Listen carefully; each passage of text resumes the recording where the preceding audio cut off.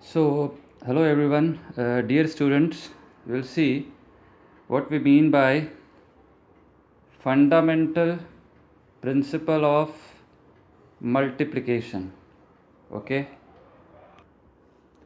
if completing a task requires two subtasks, subtask 1 and subtask 2, to be completed either in succession, for example, st1 followed by st2 only,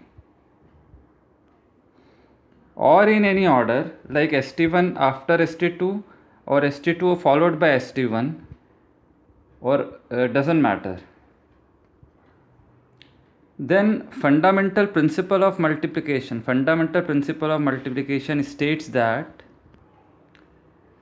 then number of ways task can be performed or accomplished is m into n, where m denotes number of ways, where m denotes the number of ways is the number of ways in which subtask 1 can be done, and similarly n denotes number of ways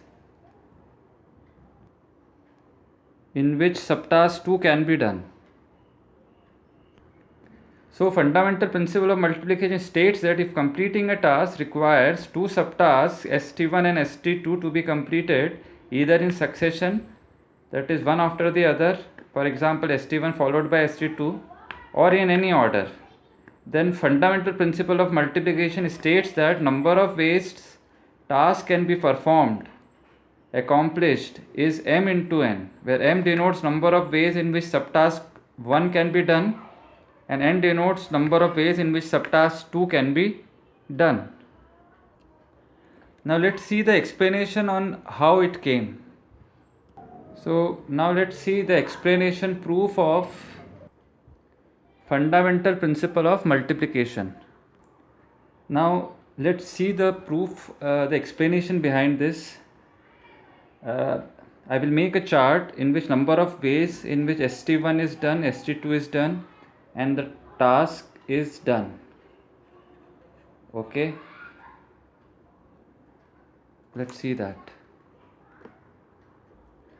Now let's fix st1 as one of the m ways in which it can be performed. If we fix number of ways in which st1 can be performed as any one of the one way, st2 still can be performed in n ways. So the total number of ways in which the task is done is how many? So yes, it is done in n ways only. Okay, so it depends on total number of ways in which st2 is done. Similarly, if st1 is again fixed, okay, st1 is fixed for some other way, again st2 can be accomplished in n ways, task is done in n ways. So st1 can be fixed in how many number of ways? There are m number of ways in which we can fix st1. If we fix st1, st2 still can be done in n ways. So that way, if we see st2 total number of ways would be n added m times here also and here also, so it becomes n into m. So the task is done in, which is done, is n into m ways. So that's the explanation behind that, and that's a proof also. Now let's take an example on this. How many ways a return trip to Bangalore from Chennai be planned if there are 4 ways to go to Bangalore from Chennai and 5 ways to come back,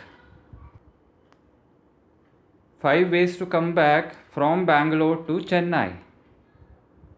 So how many ways a return trip to Bangalore from Chennai be planned if there are 4 ways to go to Bangalore from Chennai and 5 ways to come back from Bangalore to Chennai? How we will do this? So what are the subtasks involved here? How do we attempt this? So if this box represents return trip, then the subtasks are how many?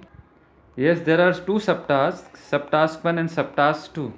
So how do we define subtask 1? So yes, the first subtask is Chennai to Bangalore, and the second subtask is from Bangalore to Chennai.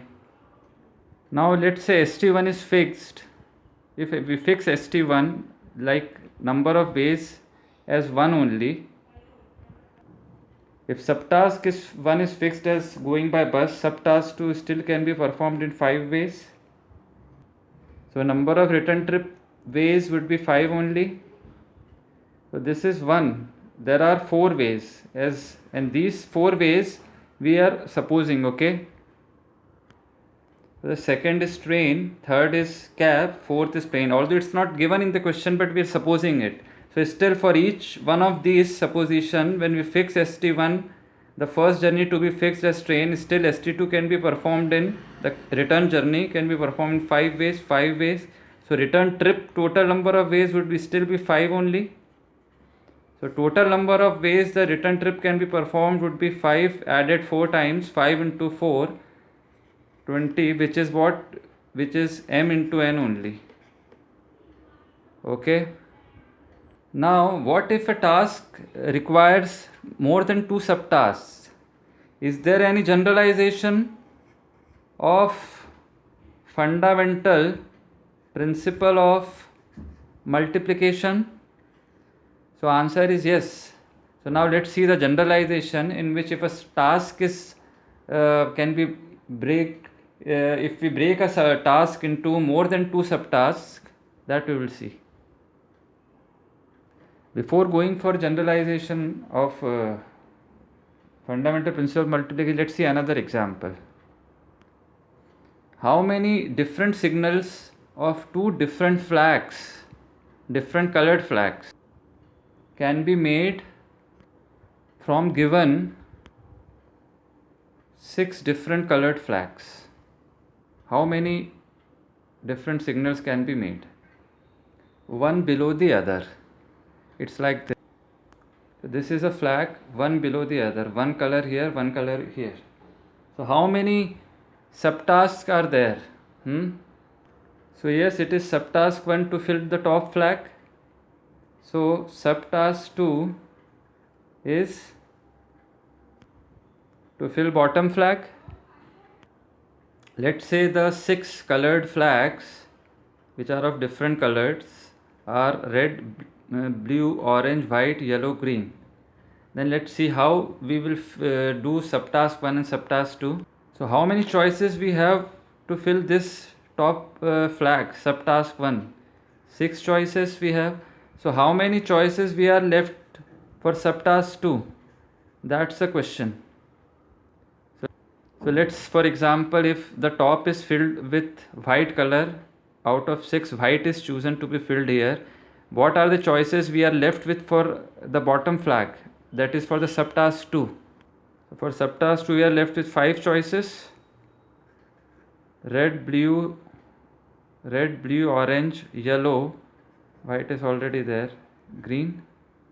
So 6 and 5 choices, so total number of distinct flags is 6 into 5, 30. That's the answer. So this is number of different signals. So this represents number of different signals made up of 2 flags, one below the other. Now, as I asked, let's move on to the generalization of fundamental principle of multiplication now. So yes, now let's see the generalization of fundamental principle of multiplication. So if accomplishing or completing a task requires n subtasks. Now that's why we call it generalization, because in the previous statement there were only 2 subtasks, subtask 1 and subtask 2. Now there are n subtasks. That's why it's a generalization of FPM. So n subtasks to be completed, it's like this. This is the task This is first subtask, subtask 2 and so on till subtask n.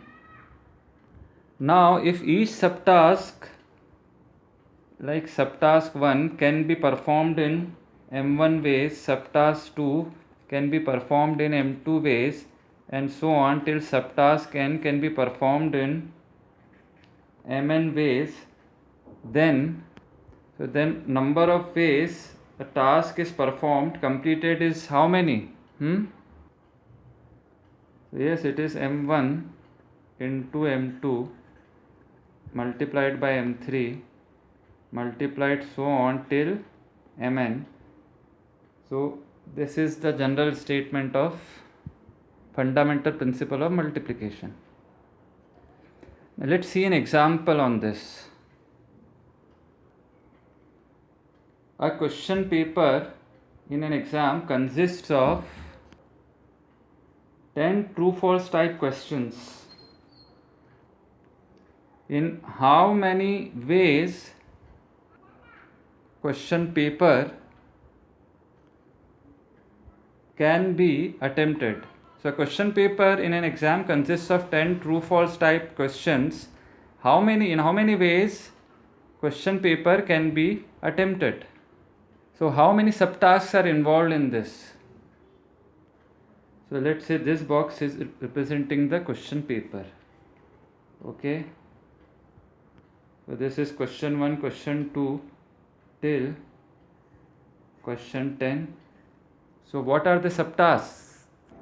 So yes, attempting question number 1 is subtask 1. Second question is subtask 2 and the 10th question is subtask 10. So attempting all the questions finishes the question paper. So in how many ways subtask 1 can be accomplished? See, we have two choices, either to write true or write false. So we have two choices for question number 1. So how many choices we are left with this? Again, two choices only here also, because these choices are independent of what we did in the previous question or in the question to be attempted next. So for every subtask we have two independent choices till subtask 10. Every question needs to be attempted. The question is that only, nothing we can just leave. Okay, to bring more clarity to this question. So all 2 is multiplied how many times? 2 is multiplied 10 times. So the answer is 2 to the power 10. So 2 to the power 10 ways. And 2 to the power 10, if we calculate, it is 1024 ways. So answer is 1024.